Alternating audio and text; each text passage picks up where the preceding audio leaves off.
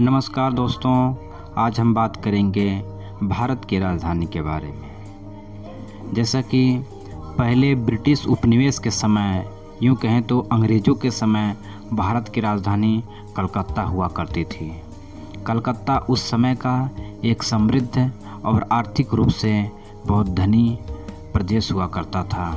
इसलिए अंग्रेज़ों ने कलकत्ता को भारत की राजधानी बनाया था और यह 1773 से लेकर 1911 तक भारत की राजधानी कलकत्ता बनी रही। और उस समय कलकत्ता में चल रहे भारत की आज़ादी के लिए अनेकों आंदोलन व समितियों का निर्माण हो रहा था।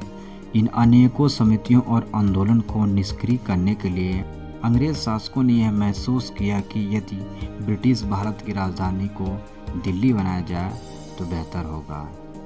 इस पर विचार करने के बाद अंग्रेज महाराजा जॉर्ज पंचम ने देश की राजधानी को दिल्ली ले जाने का आदेश दे दिया।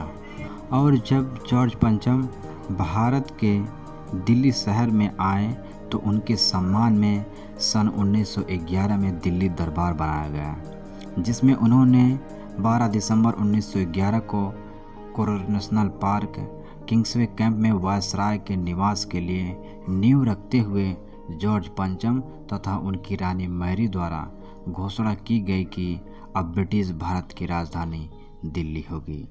और इसके निर्माण के लिए ब्रिटेन के प्रमुख वास्तुकार सर विलियम लुटियंस और उनके सहयोगी सर हर्बर्ट बेकर ने इसकी रूपरेखा तैयार करने की जिम्मेदारी दी गई। इसके निर्माण के लिए 4 साल का समय निर्धारण किया गया, लेकिन प्रथम विश्व युद्ध के कारण यह 4 साल में नहीं बल्कि 19 साल लग गए इसके बनने में। प्रथम विश्व युद्ध 1914 से लेकर 1918 तक चलता रहा, जिसके बाद ही सक्रिय रूप से दिल्ली निर्माण का कार्य चालू हो पाया, जिसमें सर लुटियंस ने राष्ट्रपति भवन, संसद भवन, इंडिया गेट, राजपथ, जिसे पहले किंग्सवे मार्ग और अब इसे कर्तव्य पथ के नाम से जानते हैं, आदि जैसे प्रमुख भवन व मार्ग तथा स्मारक का निर्माण किया गया। इसे